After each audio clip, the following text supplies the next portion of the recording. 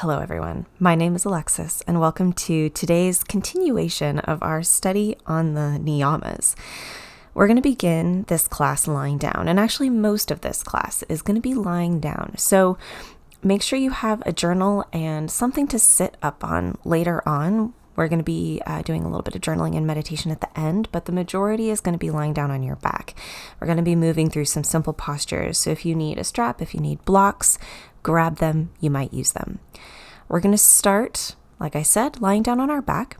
Bring your feet as wide as the mat and let your knees knock in together. And bring one hand to your heart and one hand to your belly. And just begin to take deep breaths here. The niyama that we're working with today is Santosha. And just directly translated, Santosha means contentment. And of course, like everything in the 8 limbs of yoga, this is a very deep practice. Contentment is not something you arrive at. Contentment is something you do every day, every hour, every minute. Contentment is our ability to remember who we are, to remain centered, to remain grounded and at peace, no matter what's happening around us.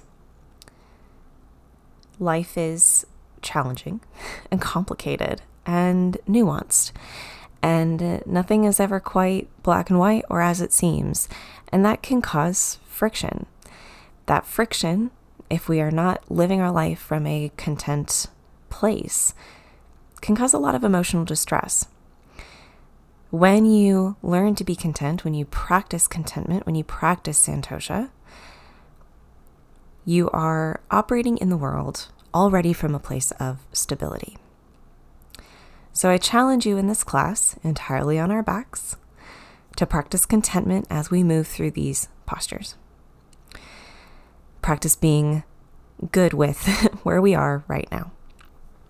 So bring your hands by your sides. Maybe walk your heels in a little bit closer to your bum. And we're just going to begin with some very simple bridge lifts. So make sure your knees are aligned with your hips and begin to lift your hips up and down. Lift the hips up, lower them down.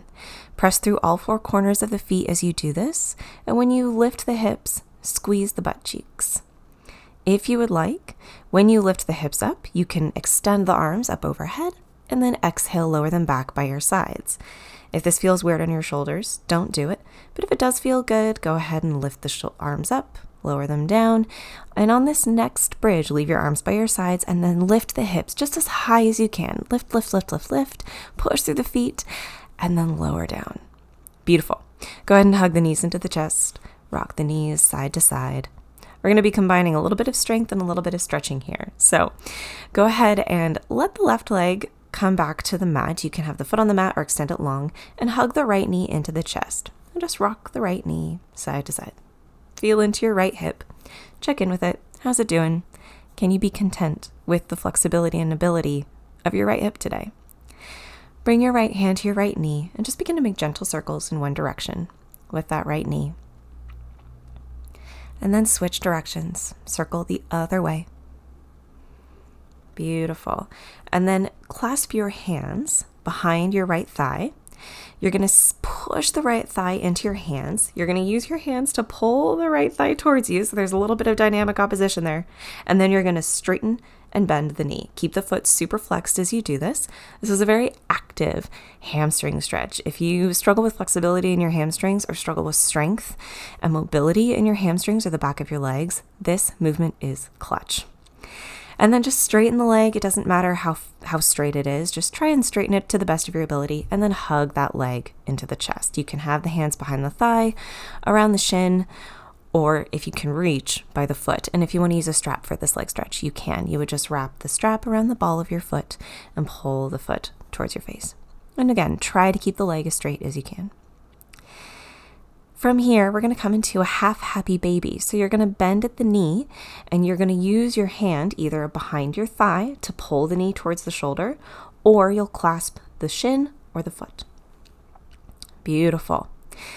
Send that right knee so it's up over the right hip, and we're going to come into bicycles. So bring the hands behind the head, lift the torso off the mat, and bring left elbow to right knee, and then switch. Right elbow to left knee, and switch. Left to right, right to left, and go kind of slow. You really want to feel this movement in your core. We're not rushing through these bicycles.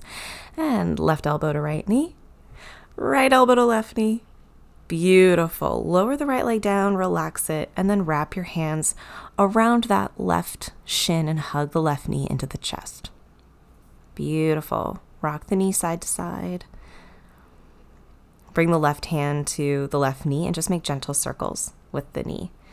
And again, can you find contentment in your mobility and your flexibility here? Go ahead and switch the circles, other direction. Can you be content with where your body is right now? Can you work with it as it is? Clasp the hands behind the left thigh, push the thigh into the hands, pull the hands towards the chest, flex the left foot, and then straighten and bend the knee. Straighten and bend. Straighten and bend. It's okay if your leg doesn't go totally straight. That's what this movement builds you up to. And then straighten the leg to the best of your ability. Clasp your hands behind the thigh, the shin, or if you can reach, you can grab the big toe, or you can use a strap to pull the leg closer to your face.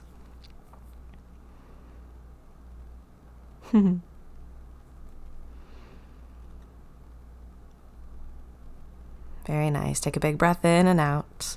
And then from here, we'll come into that half happy baby. So same thing, you'll bend that left knee towards the left shoulder. You'll grab either behind the left thigh, the left shin, or the outside edge of the left foot to pull that left knee towards the left shoulder. Beautiful. And we're going to come to those bicycles again. So let that left knee come over the left hip, lift the torso off the mat, right shoulder to left knee, and then switch. Left elbow to right knee, and switch. Right elbow to left knee, switch. Left elbow to right knee, and switch. Continue just like that. Switch. Moving pretty slowly. Switch. Keep your core engaged. Beautiful. Switch. Left elbow to right knee. Let everything go. Relax. You can windshield wiper the legs if you need. Take a big breath. Let it go. Beautiful. We're going to come into that bridge, those bridge lifts again. So hands by the sides, begin to lift and lower the hips. Lift and lower. Lift and lower. Beautiful. Lift and lower.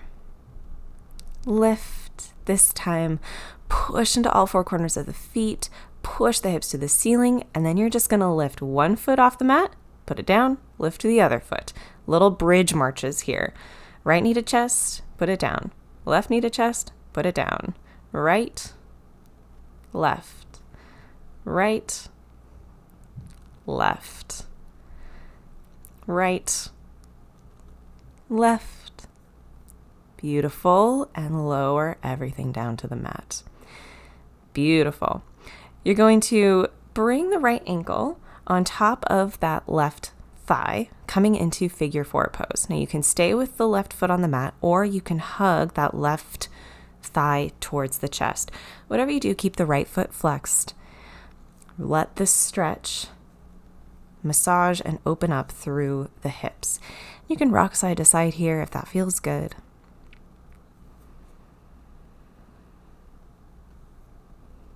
Again, can you be content with where your mobility is? Can you trust that this is where you need to be?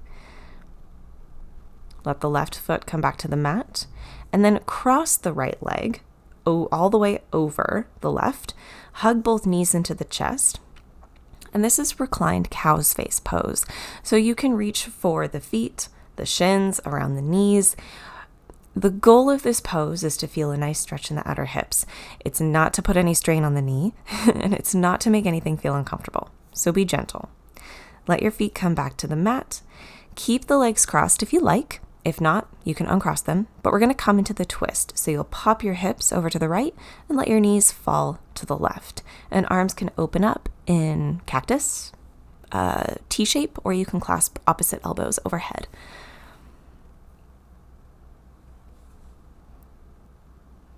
Beautiful.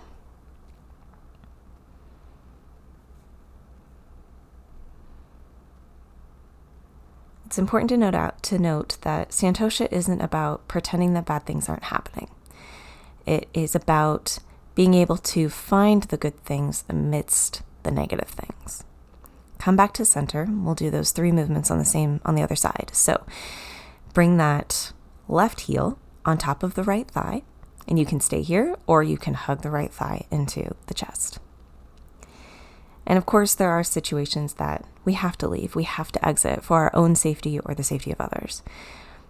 But very often, sometimes situations that feel negative, feel bad, feel less than ideal, are often that way because of our own perception.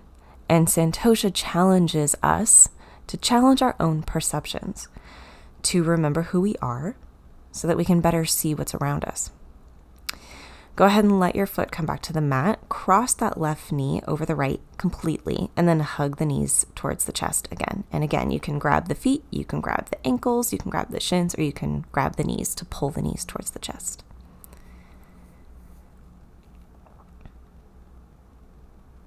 A great illustration of Santosha, let the foot come back to the mat. We'll come into our little twist, pop the hips over to the left, lower the knees to the right. A great illustration of Santosha is to imagine the ocean. The surface of the ocean is quite tumultuous, big waves, especially when you get out into the open ocean. Waves can get tens of feet high out in the middle of the Pacific or the Atlantic. But underneath, things are calm. And that's how Santosha can operate within our lives.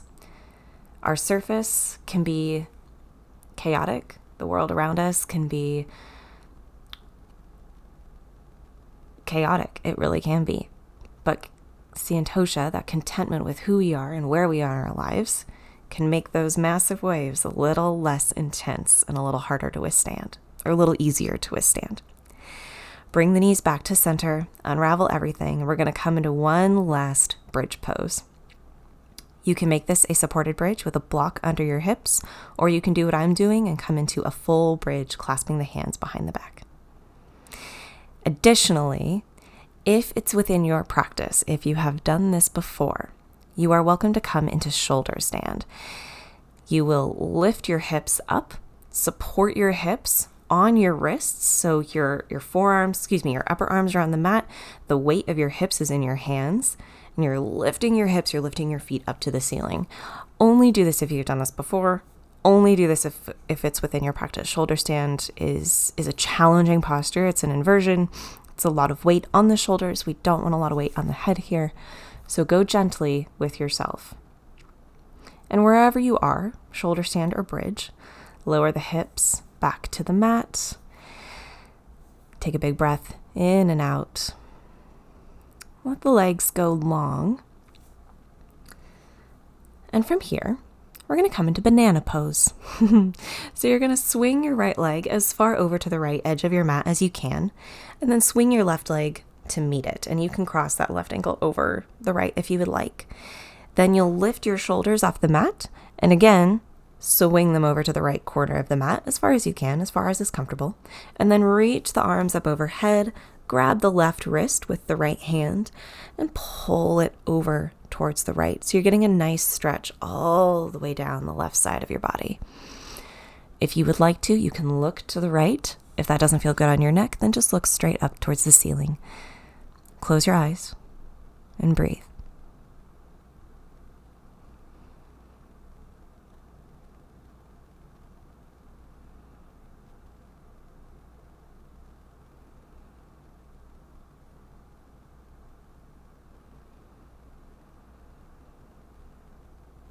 And then bring everything back through to center.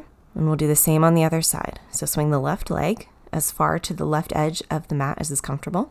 The right leg can come to meet it or cross at the ankle. You'll lift your shoulders off the mat, swing them over to the left as far as, again, as is comfortable.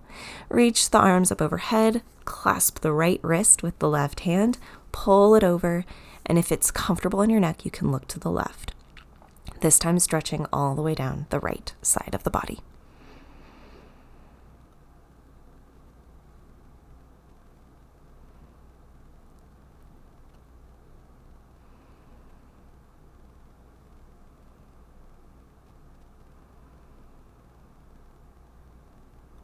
Breathe deeply here. reflect on how these movements we've done together have felt in your body.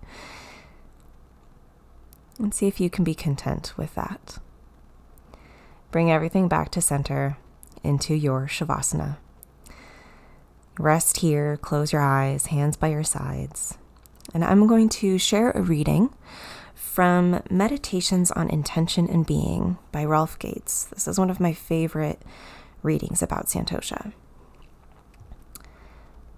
The willingness to work with things as they are feels like the start of everything.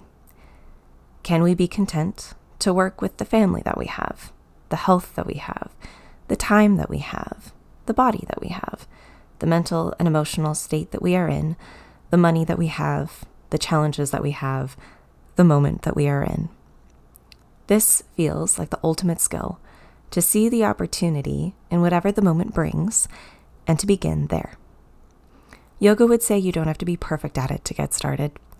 It helps to reflect on how many times you have thought a situation was all bad, only to discover numerous opportunities and blessings within that same situation.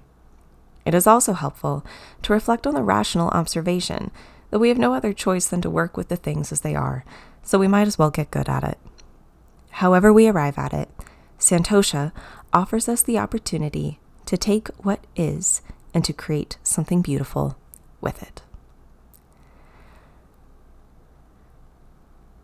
For the remainder of your Shavasana, just let that reading reflect and reverberate within you as you rest here in your corpse pose.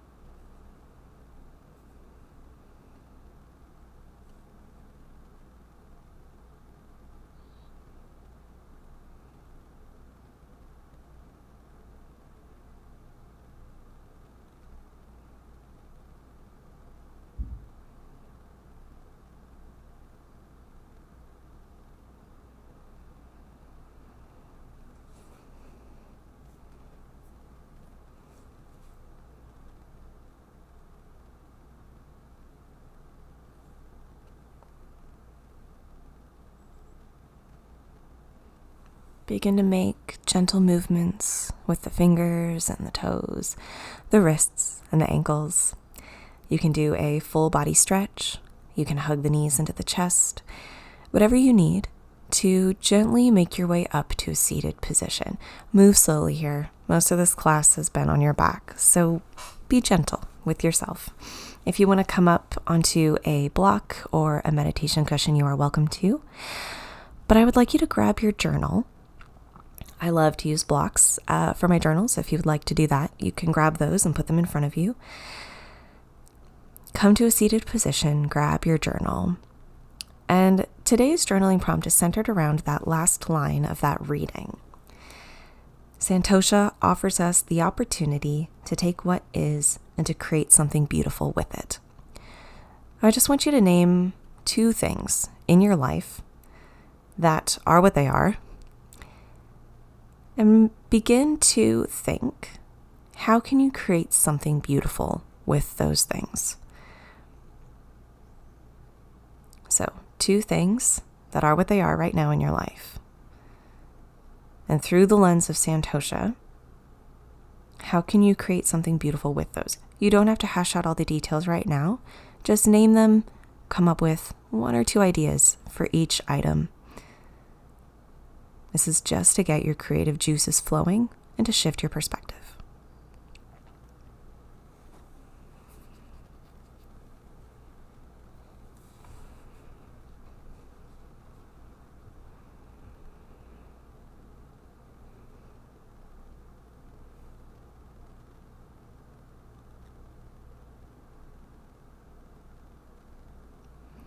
And then finish your thought. Set your journal aside. You can always come back to this prompt later. And we're going to finish with a short meditation. We're going to come into a mudra. This is a very simple one. All you're going to do is just bring the tips of your pinky, your ring finger, your middle finger, and your pointer finger together to touch. And your thumbs are going to reach up to the ceiling. So you're creating sort of like a little bird cage with your fingers. And then just rest your elbows by your sides. Relax the shoulders away from the ears. Close your eyes. This is the Chaturmukham mudra. It represents the 4 faces of Brahma, the Hindu god of creation, and his 4 faces represent the 4 cardinal directions. And this connects to Santosha because Santosha is the practice that enables us to exist and live within all 4 directions, all of the ways that we may be pulled, all the directions that we might be tugged in life from a place of grounding and peace and stability. Paired with this mudra, I'm going to give you a mantra, an affirmation. So with your eyes closed, repeat this for the remainder of the meditation out loud or in your mind. I create beauty exactly where I am.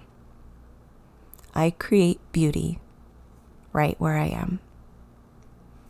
I create beauty right where I am. Continue with that affirmation for the next couple of minutes. I create beauty right where I am. I create beauty right where I am.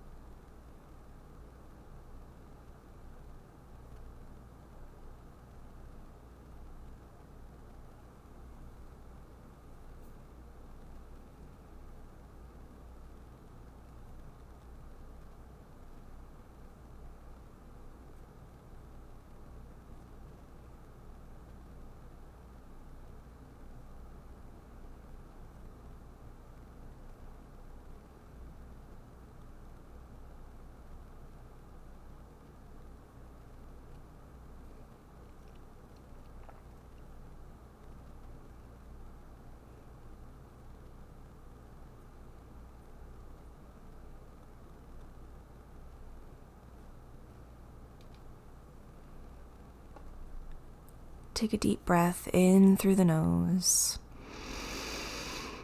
and out through the mouth. Release the mudra. Let your hands come back to your lap. Release the affirmation. And remember, you can come back to these practices, the journaling, the affirmation, the mudra, whenever you need. Santosha is, like I said, a consistent, daily, hourly, by-minute practice. It is not something we can arrive at. It is something we continuously strive for. Bring your hands to heart center, tuck the chin into the chest, and when you're ready, you can open your eyes. Thank you so much for practicing with me today. I really hope you enjoyed this class. If you did, be sure to give it a thumbs up. And we still have 2 more niyamas to work through, so please subscribe. I'd love to see you for those. And until next time, have a wonderful rest of your day. Bye for now.